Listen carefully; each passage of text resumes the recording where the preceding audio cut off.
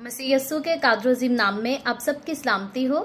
मैं खुदाए कदूस की शुक्रगुजारी करते हुए आप सबके साथ एक बार फिर से हाजिर हूँ और आज बहुत ही सेंसिटिव टॉपिक है हम जिस पर बात करेंगे। बड़ी ट्रेंडिंग न्यूज़ है। हम देखते हैं कि पास्टर के खिलाफ किस तरह के लफ्ज इस्तेमाल कर रहे हैं और इससे कौम को बल्कि गैर कौमों को जो है बहुत ज्यादा ठोकर लग रही है। मेरे अजीजों, मैं बहुत ज्यादा तो नहीं लेकिन कुछ अपने ख्यालात को बाइबल मुकद्दस के हवाला जात के साथ आप सबके साथ शेयर करना जरूर चाहूंगी। इस बात पर, इस वाक्य पर, जब हम इफ्सियों उसके चौथे बाब की 29 आयत को पढ़ते हैं तो खुदावन का कलाम फरमाता है कि कोई गंदी बात तुम्हारे मुंह से ना निकले बल्कि वही जो जरूरत के मुआफिक तरक्की के लिए अच्छी हो ताकि उससे सुनने वालों पर फजल हो। तो याद रखें मेरे अजीजों, खुदावंद का कलाम जो है वो सिर्फ पास्टर को नहीं बल्कि हर उस शख्स को जो खुदा के साथ चलता, खुदा पर ईमान रखता है, इस बात की हदायत देता है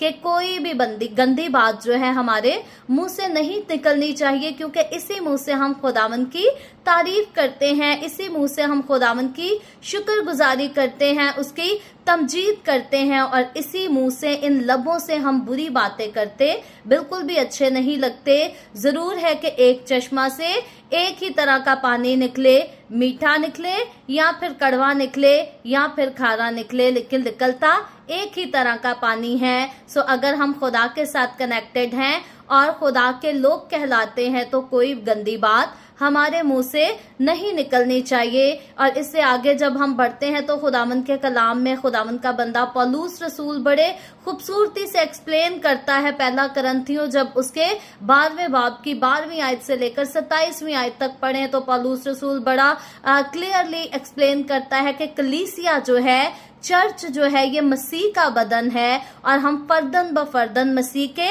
बदन का अज़ा हैं और हमें चाहिए कि हम एक दूसरे की इज्जत करें और ऐसा कोई काम ना करें जिसके वजह से किसी को ठोकर पहुंचे या किसी की बेइज्जती हो या किसी का नुकसान हो, बल्कि मसीह के बदन का हिस्सा होते हुए हम एक दूसरे की तरक्की का बायस बनना है, ना कि हम एक दूसरे को नीचा दिखाने का बायस बने या एक दूसरे को तंग करें, बेइज्जत करें या जलील करें। मेरे अजीजों, खुदावंद के आगे ये काम, खुदा की नजर में ये काम नहायत ही जो है बुरा काम है और खुदावंद को इस बात से बहुत नफरत है कि खुदा के खादमों को किसी भी बदनामी का निशाना बनाया जाए। और याद रखें कि खुदा जो है अपने ममसू के अगेंस्ट बात करने की किसी को इजाजत नहीं देता, फिर वो आम चर्च का मेंबर हो या आम इलाके का शख्स हो या फिर कोई पास्टर ही क्यों ना हो। सारे पास्टर मिलकर हम सब मसीह के बदन का हिस्सा हैं, हम खिदमत हैं हम सारे। और हमें खुदावंद का कलाम सिखाता है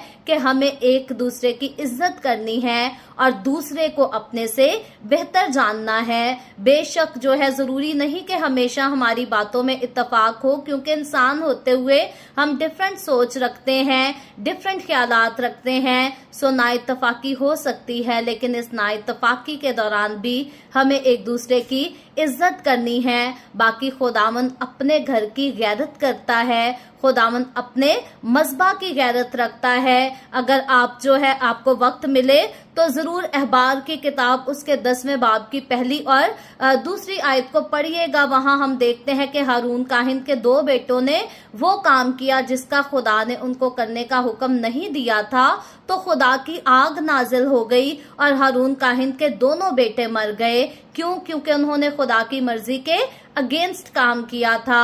सो अगर खुदा का कलाम हमें हुक्म नहीं देता कि हम खुदा के काहिन के अलावा या खुदा के ममसू या मसा किए हुए शख्स के अलावा किसी को भी पाक पुलपट पे ला सकें, तो हमें ऐसा काम नहीं करना चाहिए, क्योंकि खुदा अपने घर की, अपने नाम की और अपनी सारी चीजों की गैरत रखता है, अपने खादमों की भी गैरत रखता है। इससे आगे बढ़े तो पहला सैमुएल उसके 4थे बाब की जब हम 18वीं आयत को देखें तो वहां एली काहिन ने अपने बेटों के गुनाह पर जो है उन पर सख्ती ना की और उनको मना ना किया कि वो गुनाह से बाज आए।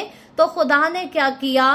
खुदा ने उनको बुरा वक्त देखने के लिए दे दिया, यहाँ तक बुरा के अहद का संदूक भी उनसे छिन गया और फिर एली काहिन की गर्दन ही टूट गई। सो एली काहिन खुदा का खादिम था, लेकिन खुदा का खादिम होते हुए अगर कोई शख्स खुदा की वफादारी नहीं करता तो याद रखें खुदा जो है उसके खिलाफ हो जाता है, क्योंकि खुदा अपने घर की, अपने मकदस की इज्जत और गैरत रखता है। सो याद रखें कभी भी खुदा के घर को जो है मजाक ना बनाएं और दूसरों के लिए जो है तमाशे का मंजर ना बनाएं।